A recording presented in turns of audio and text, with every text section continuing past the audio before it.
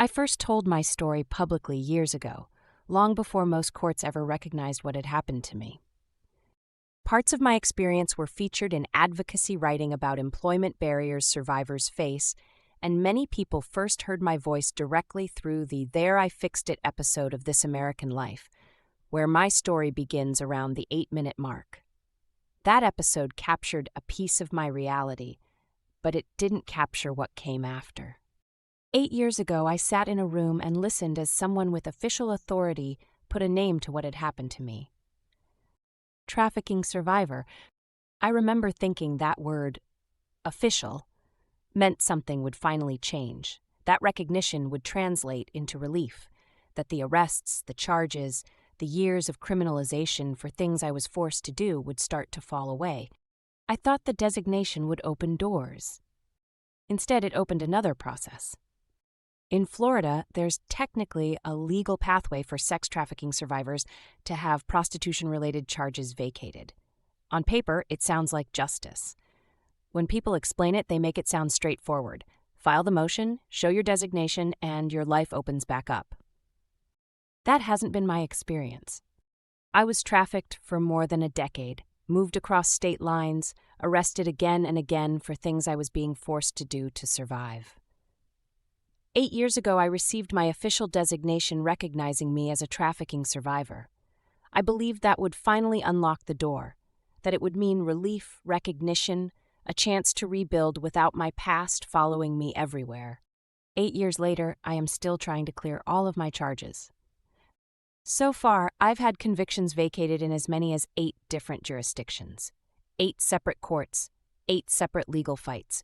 Each one required documentation, old case records, affidavits, legal coordination, hearings, and retelling my story in painful detail.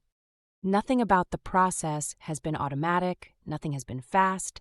Sometimes it feels like I have to prove I was hurt badly enough every single time, like my trauma is on trial, not the system that criminalized me. And while all of that has been unfolding in courtrooms, real life has been happening outside of them. In 2023, I applied for an entry-level job, one that was advertised as felon-friendly.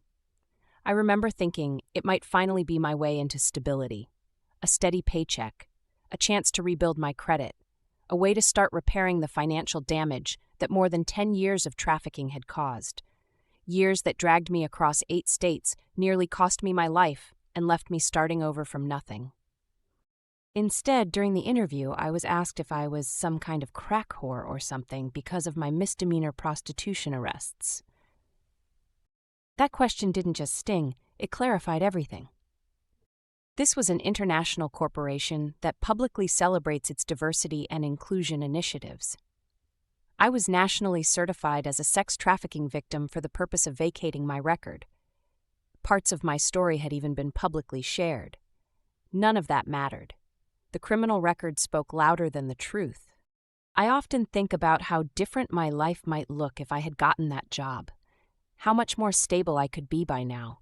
How much further along I'd be in rebuilding. How one employer choosing to see me as a worker instead of a record might have shifted the trajectory of my recovery.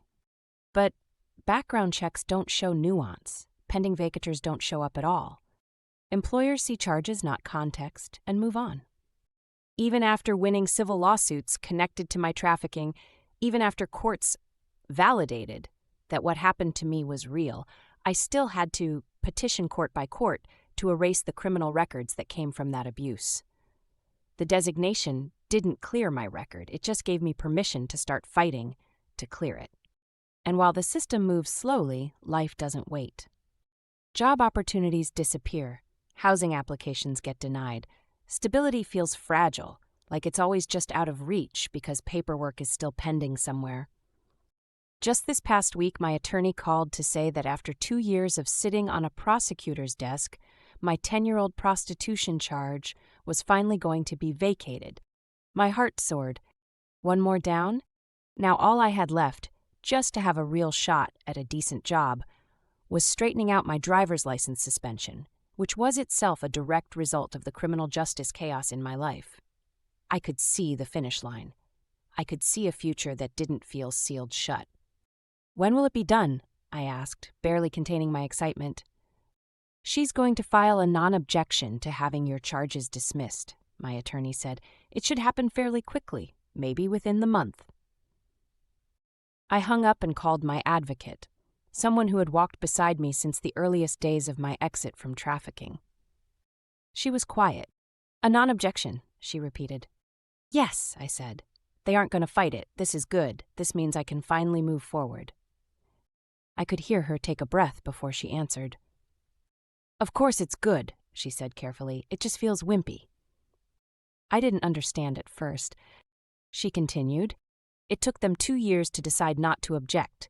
2 years where you couldn't get stable employment. 2 years where your record still followed you. 2 years where you were still paying the price for something you were trafficked into. They couldn't have not objected 2 years ago. And that's when it clicked. Her reaction wasn't about diminishing the win. It was about naming the delay as harm. Advocates see what survivors live in real time, how every month a charge stays on a record blocks housing, employment, licensing, transportation. They understand that justice delayed isn't neutral. It compounds instability. A non-objection sounds procedural, but what it really meant was this. The state wasn't taking responsibility for the harm. It was simply stepping aside after years of doing nothing. No apology, no urgency, no repair for the time lost. Real justice would look different. It would mean automatic vacatur once trafficking is officially recognized. It would mean trauma-informed courts, funded legal support, and timelines that reflect the urgency of rebuilding a life. It would mean removing the burden from survivors' shoulders and placing responsibility on the systems that caused the harm. And it would mean going deeper than vacatur. Because as long as prostitution remains criminalized, trafficking victims will continue to be arrested for acts they were coerced into. Full decriminalization would prevent future survivors from carrying criminal records for their own exploitation. It would move resources toward housing, healthcare, and support, not prosecution. Survivors shouldn't have to spend nearly a decade fighting to undo harm the system helped create. Clearing my record has felt like climbing the same mountain twice. First to survive what happened to me, and then again to prove it mattered. If we're serious about combating trafficking, we have to stop criminalizing those living through it and build a system that restores lives instead of prolonging punishment.